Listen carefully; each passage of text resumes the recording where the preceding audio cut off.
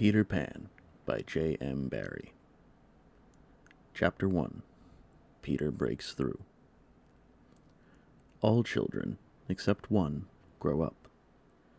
They soon know that they will grow up, and the way Wendy knew was this. One day, when she was 2 years old, she was playing in a garden, and she plucked another flower and ran with it to her mother. I suppose she must have looked rather delightful, for Mrs. Darling put her hand to her heart and cried, "Oh, why can't you remain like this forever?"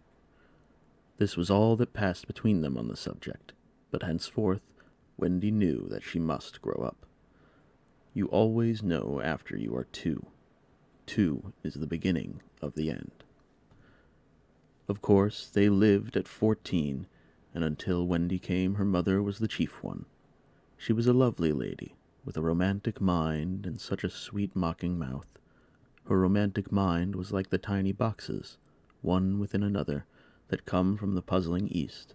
However many you discover, there is always one more, and her sweet mocking mouth had one kiss on it that Wendy could never get, though there it was, perfectly conspicuous in the right-hand corner. The way Mr. Darling won her was this. The many gentlemen who had been boys when she was a girl discovered simultaneously that they loved her, and they all ran to her house to propose to her, except Mr. Darling, who took a cab and nipped in first, and so he got her. He got all of her, except the innermost box and the kiss. He never knew about the box, and in time he gave up trying for the kiss. Wendy thought Napoleon could have got it, but I can picture him trying and then going off in a passion, slamming the door. Mr. Darling used to boast to Wendy that her mother not only loved him, but respected him. He was one of those deep ones who knew about stocks and shares. Of course, no one really knows, but he quite seemed to know, and he often said stocks were up and shares were down in a way that would have made any woman respect him. Mrs. Darling was married in white, and at first she kept the books perfectly, almost gleefully, as if it were a game, not so much as a Brussels sprout was missing, but by and by whole cauliflowers dropped out, and instead of them there were pictures of babies without faces. She drew them when she should have been totting up. They were Mrs. Darling's guesses. Wendy came first, then John, then Michael. For a week or two after Wendy came, it was doubtful whether they would be able to keep her, as she was another mouth to feed. Mr. Darling was frightfully proud of her, but he was very honorable, and he sat on the edge of Mrs. Darling's bed, holding her hand and calculating expenses, while she looked at him imploringly. She wanted to risk it, come what might, but that was not his way. His way was with a pencil and a piece of paper, and if she confused him with suggestions, he had to begin at the beginning again. "Now don't interrupt," he would beg of her. "I have £1.17 here, and 2 6 at the office. I can cut off my coffee at the office, say 10 shillings, making 2 9 6. With your 18 and 3 makes 397. With 5 0 in my checkbook makes 897. Who is that moving? 897 dot, and carry 7. Don't speak, my own. And the £1 you lent to that man who came to the door. Quiet, child. Dot and carry, child. There, you've done it. Did I say 997? Yes, I said 997. The question is, can we try it for a year on 997? Of course we can, George, she cried. But she was prejudiced in Wendy's favor, and he was really the grander character of the two. "Remember, Mumps," he warned her almost threateningly, and then he went off again. "Mumps, £1, that is what I have put down, but I dare say it will be more like 30 shillings. Don't speak. Measles 1.5, German measles half a guinea makes 2 6. Don't waggle your finger. Whooping cough, say 15 shillings, and so on it went, and it added up differently each time. But at last Wendy just got through, with mumps reduced to 12 6, and the 2 kinds of measles treated as one. There was the same excitement over John, and Michael had an even narrower squeak, but both were kept, and soon you might have seen the 3 of them going in a row to Miss Folsom's kindergarten school, accompanied by their nurse. Mrs. Darling loved to have everything just so, and Mr. Darling had a passion for being exactly like his neighbors, so of course they had a nurse. As they were poor, owing to the amount of milk the children drank, this nurse was a prim Newfoundland dog called Nana, who had belonged to no one in particular until the Darlings engaged her. She had always thought children important, however, and the Darlings had become acquainted with her in the Kensington Gardens, where she spent most of her time peeping into perambulators, and was much hated by the careless nursemaids, whom she followed to their homes and complained of to their mistresses. She proved to be quite a treasure of a nurse. How thorough she was at bath time, and up at any moment of the night if one of her charges made the slightest cry. Of course, her kennel was in the nursery. She had a genius for knowing when a cough is a thing to have no patience with, and when it needs stocking around your throat. She believed to her last day in old-fashioned remedies like rhubarb leaf, and made sounds of contempt over all this new-fangled talk about germs and so on. It was a lesson in propriety to see her escorting the children to school, walking sedately by their side when they were well behaved, and butting them back into line if they strayed. On John's Footer days, she never once forgot his sweater, and she usually carried an umbrella in her mouth in case of rain. There is a room in the basement of Miss Folsom's school where the nurses wait. They sat on forms while Nana lay on the floor, but that was the only difference. They affected to ignore her, as of an inferior social status to themselves, and she despised their light talk. She resented visits to the nursery from Mrs. Darling's friends, but if they did come, she first whipped off Michael's pinafore and put him into the one with the blue braiding, and smoothed out Wendy and made a dash at John's hair. No nursery could possibly have been conducted more correctly, and Mr. Darling knew it, yet he sometimes wondered uneasily whether the neighbors talked. He had his position in the city to consider. Nana also troubled him in another way. He had sometimes a feeling that she did not admire him.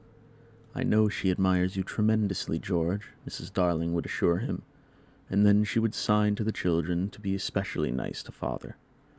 Lovely dances followed, in which the only other servant, Liza, was sometimes allowed to join.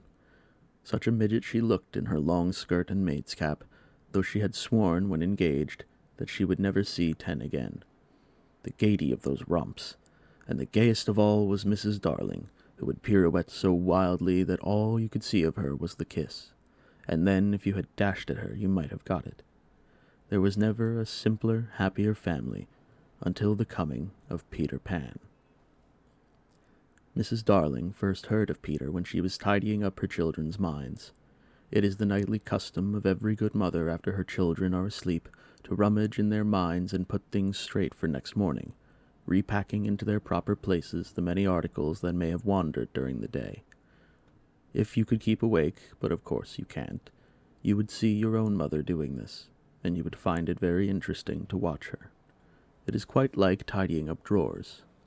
You would see her on her knees, I expect, lingering humorously over some of your contents, wondering where on earth you had picked this thing up, making discoveries sweet and not so sweet, pressing this to her cheek as if it were a nice kitten, and hurriedly stowing that out of sight. When you wake in the morning, the naughtiness and evil passions with which you went to bed have been folded up small and placed at the bottom of your mind, and on the top, beautifully aired, are spread out your prettier thoughts, ready for you to put on. I don't know whether you have ever seen a map of a person's mind. Doctors sometimes draw maps of other parts of you, and your own map can become intensely interesting, but catch them trying to draw a map of a child's mind which is not only confused but keeps going round all the time. There are zigzag lines on it, just like your temperature on a card, and these are probably roads in the island, for the Neverland is always more or less an island, with astonishing splashes of color here and there, and coral reefs and rakish-looking craft on the offing, and savages and lonely lairs, and gnomes who are mostly tailors, and caves through which a river runs, and princes with 6 elder brothers, and a hut fast going to decay, and one very small old lady with a hooked nose. It would be an easy map if that were all, But there is also first day at school, religion, fathers, the round pond, needlework, murders, hangings, verbs that take the dative, chocolate pudding day, getting into braces, say 99, 3 pence for pulling out your tooth by yourself, and so on. And either these are part of the island, or they are another map showing through, and it is all rather confusing, especially as nothing will stand still.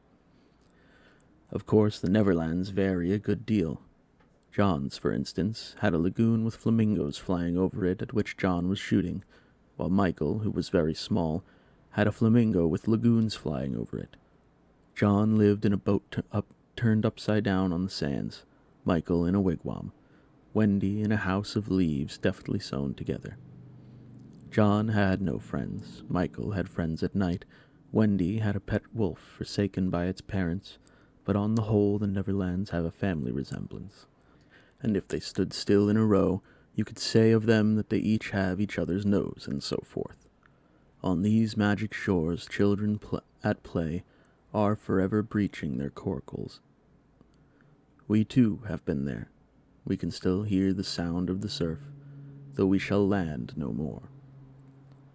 Of all delectable islands, the Neverland is the snuggest and most compact. Not large and sprawly, you know, with tedious distances between one adventure and another, but nicely crammed. When you play at it by day with the chairs and the tablecloth, it is not in the least alarming, but in the 2 minutes before you go to sleep, it becomes very real. That is why there are night lights.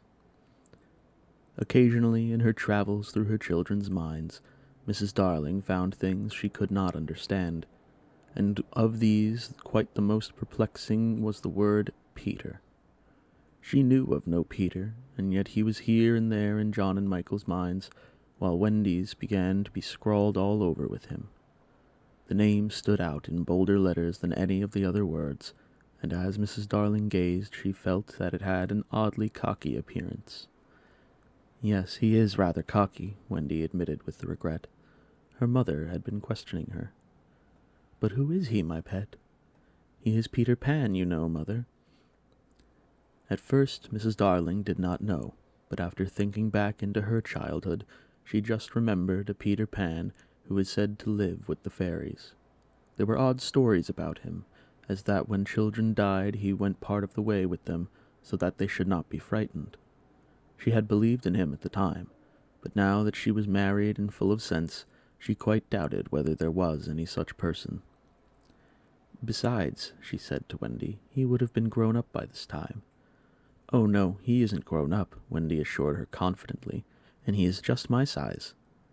She meant that he was her size in both mind and body.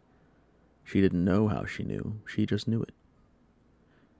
Mrs. Darling consulted Mr. Darling, but he smiled pooh-pooh. Mark my words, he said, it is some nonsense that Nana has been putting into their heads, just the sort of idea a dog would have. Leave it alone, and it will blow over. But it would not blow over, and soon the troublesome boy gave Mrs. Darling quite a shock. Children have the strangest adventures without being troubled by them.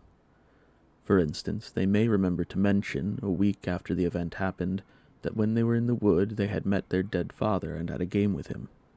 It was in this casual way that Wendy one morning made a disquieting revelation.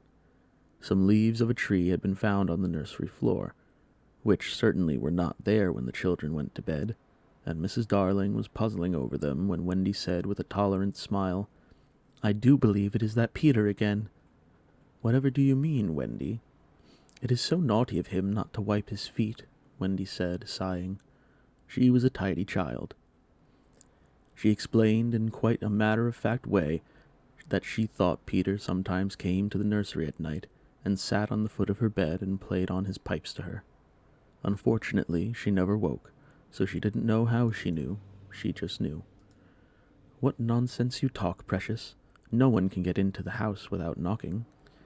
I think he comes in by the window, she said. My love, it is 3 floors up. Were not the leaves at the foot of the window, Mother? It was quite true. The leaves had been found very near the window.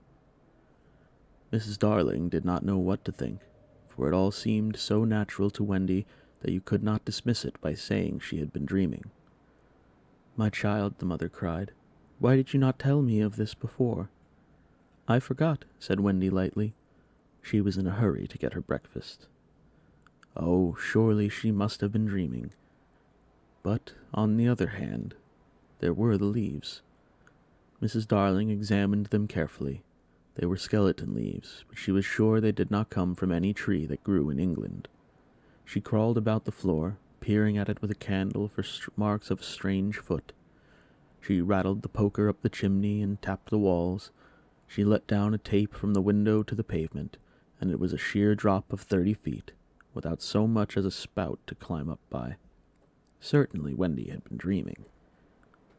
But Wendy had not been dreaming, as the very next night showed, the night on which the extraordinary adventures of these children may be said to have begun.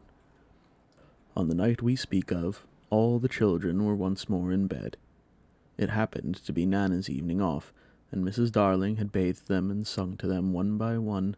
They had let go her hand and slid away into the land of sleep. All were looking so safe and cozy that she smiled at her fears now and sat down tranquilly by the fire to sew. It was something for Michael, who on his birthday was getting into shirts. The fire was warm, however, and the nursery dimly lit by 3 night lights, and presently the sewing lay on Mrs. Darling's lap. Then her head nodded, oh, so gracefully. She was asleep. Look at the 4 of them, Wendy and Michael over there, John here, and Mrs. Darling by the fire. There should have been a 4th nightlight. While she slept, she had a dream. She dreamt that the Neverland had come too near, and that a strange boy had broken through from it.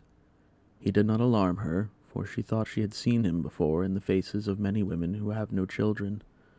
Perhaps he is to be found in the faces of some mothers also. But in her dream, he had rent the film that obscures the Neverland, and she saw Wendy and John and Michael peeping through the gap. The dream by itself would have been a trifle, but while she was dreaming, the window of the nursery blew open, and a boy did drop on the floor. He was accompanied by a strange light, no bigger than your fist, which darted about the room like a living thing, and I think it must have been this light that wakened Mrs. Darling. She started up with a cry, and saw the boy, and somehow she knew at once that he was Peter Pan. If you or I or Wendy had been there, we should have seen that he was very like Mrs. Darling's kiss. He was a lovely boy, clad in skeleton leaves and the juices that ooze out of trees, but the most entrancing thing about him was that he had all his first teeth. When he saw she was a grown-up, he gnashed the little pearls at her.